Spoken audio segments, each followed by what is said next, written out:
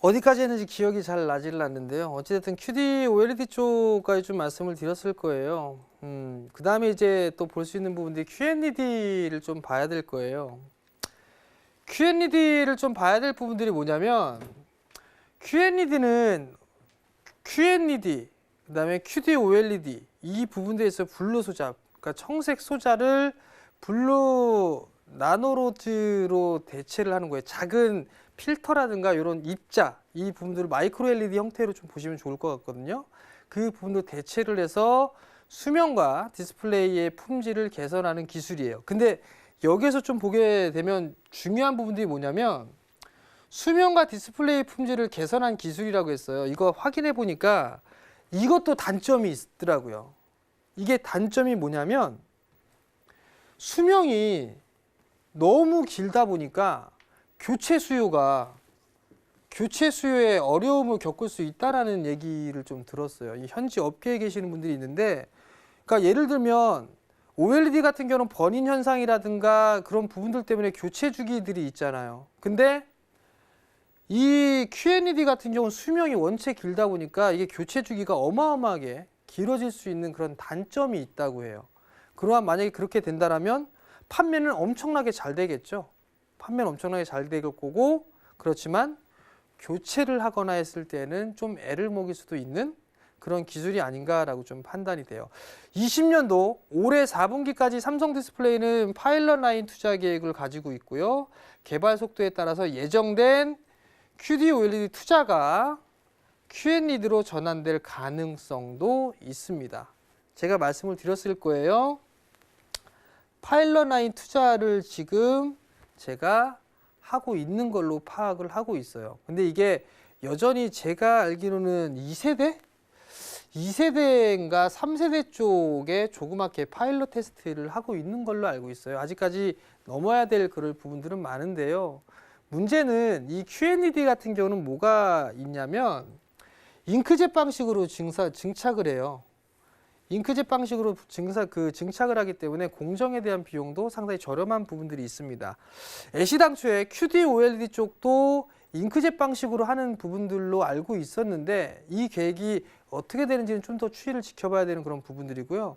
이 잉크젯 방식으로 증착을 하게 된다면 공정이라든가 이런 부분도 단순화될 수 있고 비용적인 측면에서 상당히 좀 아낄 수 있는 그런 부분들이 있다라고 좀 판단을 하고 있습니다. 구조적으로 번인 문제를 해결을 할 수 있고요. 저전력 또한 마찬가지로 구현이 가능하다라고 있습니다. 근데 지금 현재에서도 애를 먹이고 있는 그런 부분들이 요거예요.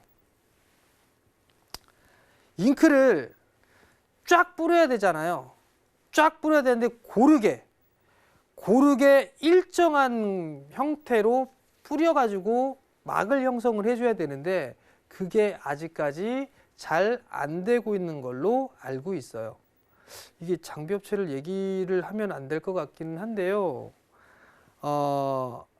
경쟁 입찰 방식에서 지금 여러분들이 뭐 장비사 쪽에서는 다 알고 있는 그런 사항들인데 이 기술을 가지고 있는 게 미국에 있는 회사가 하나가 있고요. 국내에 한 회사가 있어요. 근데 이 기술을 제가 대충 좀 파악을 해봤었는데요. 미국에 있는 쪽의 기술이 좀 더 괜찮은 걸로 알고 있어요. 근데 삼성의 컨택은 국내에 있는 업체를 컨택을 한 걸로 알고 있거든요. 근데 왜 그랬을까라는 그런 부분은 사실 물음표예요. 물음표인데 그 기술력, 삼성 쪽에 있어서 노하우를 가지고 있기 때문에 그 부분들에서 충분히 해결을 할 수 있겠다라는 판단을 하고 있지만 아직까지 이 균일하게 도포를 하거나 이런 부분들이 애를 좀 먹는 것으로 좀 알고 있는 그런 사항들이거든요. 이게 일단은 풀어야 될 숙제다라고 좀 보시면 좋을 것 같습니다. 자, 어찌됐든 간에 시나리오별로 보게 된다면 QNED 쪽 같은 경우는 만약에 이게 잘 된다라고 한다면 일단 파일럿 라인을 구성할 계획을 가지고 있고요. 양산 테스트를 하고 난 뒤에 대량 생산을 결정을 할 거예요. 근데 아직까지는 완성이 되지는 않고 있는 그런 상태죠. 애를 먹이고 있는 부분들이 있다고 했었고요. QNED는 QLED와 공정이 유사한 그런 사항들이고 QNED에 대한 기술, 개발 속도에 따라서 좀 전에 말씀을 드렸던 것처럼 QD-OLED 쪽이 Q&D 쪽으로 대체될 가능성이 있다라는 얘기예요. 이게 왜 중요하냐면 장비라든가 이런 부분들에 있어서의 수혜주가 틀려질 수 있다라는 얘기예요. 그 부분들 때문에 일단 이 부분들 말씀을 드린 거고요. 근데 기술 개발이 너무 빨라요. 시나리오가 세 가지가 있죠. 기술 개발이 너무 빨라요. 그럼 QD-OLED 페이지 2부터 시작을 해서 Q&D로 바로 대체될 가능성이 있어요. 이 경우 빠르게 된다라면 22년도부터 Q&D 제품이 출시가 될 것이다. 근데 저는 이거는 아닌 것 같아요. 왜? 내년도에 올림픽이 있기 때문에 모르겠어요. 제가 삼성을 너무 좋아해서 그런지는 모르겠는데 저는 일본 도쿄올림픽을 놓칠 것 같지는 않아요. 그럼 그 전에 이미 제품이 나오지 않을까 싶어요. 두 번째 케이스는 기술 개발이 더뎌지게 되면서 페이지 3부터 Q&D로 대체될 가능성이 있어요. 그렇게 된다면 23년도부터 Q&D로 제품이 출시가 될 건데 저는 이 정도 좀 보고 있어요. 페이지 3부터 시작해서 Q&D로 대체될 그럴 가능성? 그러면 일단 설비 투자에 대한 부분들은 내년도가 아니라 내후년도까지 생각을 해볼 필요성은 있을 거예요. 최악의 경우는 마이크로 LED의 개발 속도보다 늦다라면 Q&D는 사장되는, 없어지는 그런 가능성도 있는 그런 사항들이에요. 이 경우에도 중소형 디스플레이 투자를 염두를 해둬야 되겠죠. 근데 이게 이렇게 되면 뭐야? QD에서 Q&D로 안 되고 마이크로 LED가 되게 되면 공정이 어떤 이 부분들이 틀려지기 때문에 수혜주가 좀 달라지는 거 아니야? 뭐 이렇게 생각하실 수도 있어요. 저도 이것 때문에 되게 궁금해했던 게 많았었거든요. 증착 방식을 어떻게 하느냐에 따라서 장비사들의 수혜주 이 부분들은 조금씩 달라질 거예요. 그리고 전공정 쪽과 후공정 쪽에 있어서의 차이들도 일정 부분들은 있을 거예요. 공정에 있어서의 단순화가 되는 부분들도 있고 복잡하게 되는 부분들이 있었죠. QD-OLED 쪽 같은 경우를 보게 되면 기존보다 설비 투자가 조금 늘어난다고 했어요. 그죠? 근데 Q&D가 되게 된다면 공정을 단순화할 수 있다고 얘기했잖아요. 그러면 공정이 어떤 부분은 빠질 거란 말이에요. 그럼 과거에 삼성 장비 쪽에 들어갔던 업체가 못 들어가는 케이스가 있을 거란 말이죠. 그렇기 때문에 이 추이들은 계속적으로 봐야 돼요. 그러면 결과론적으로 보게 되면 QD-OLED가 되던 Q&D가 되던 마이크로 LED가 되던 공통적으로 들어갈 수 있는 그런 기업들을 관심을 가지고 보면 되지 않겠나라고 좀 판단이 돼요. 글씨가 잘 안 보일 거예요. QD-OLED 쪽에 있어서의 밸류체인 장비사입니다. 여러분들이 알고 있는 것들만 보세요. 이것저것 다 하려고 하지 마세요. 원익 IPS 있어요. 여기 원익 IPS 디퓨전 장비에 그 다음에 여기 또 드라이에처에 원익 IPS하고 ICD가 있습니다. 여러분들한테 많이 얘기했던 종목군들이죠. 작년 6월달 이때. 그 다음에 최근에 뜨고 있는 기업들 FNS텍 있죠. 그 다음에 요즘에도 강한 KC텍이 있어요. 그리고 또 하나 보니까 열처리 장비 쪽에 원익 IPS EST가 있고요. 요거 일본 거니까 빼버리고요. 그 다음에 캐논 두께 빼버리고 세메스 카티바 잉크젯 방식이 요거 아까 좀 전에 말씀을 드렸던 부분들인데 세메스가 있고 카티바가 있어요. 제가 알기로는 카티바 공정이 좀 더 좋은 걸로 알고 있습니다. 근데 삼성의 선택은 세메스를 했어요. 이게 어떻게 될 부분들은 좀 체크를 해봐야 될 부분들이고요. 또 여기 원익 IPS가 또 있어요.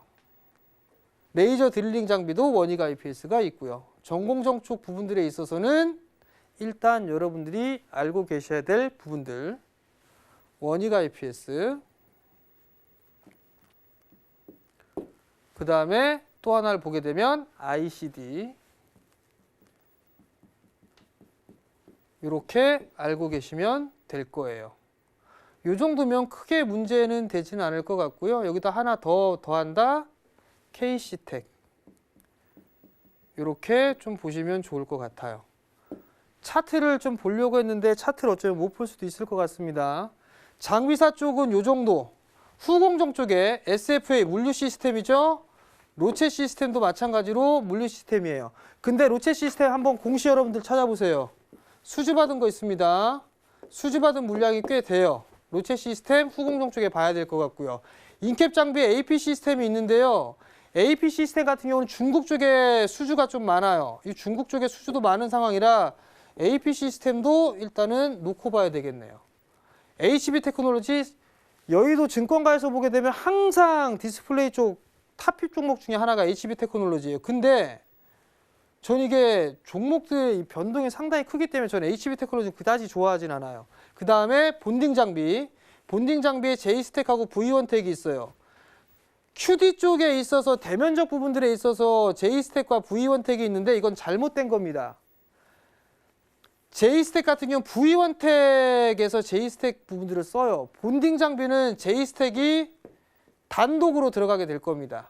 이거는 J스택, 후공정 쪽에 본딩 장비는 J스택에 들어갈 거고, 그럼 이 정도까지 해서 AP 시스템, J스택 이렇게 좀 보시면 좋을 거예요. QD 쪽에. 그러면 원익 IPS, ICD, K시텍, AP 시스템, 후공정 쪽에 로체 시스템과 J스택 이렇게 보시면 돼요. 후공정 경쟁사 J스택 같은 경우는 본딩 장비의 중소형 쪽은 J스택과 파인텍이 있어요.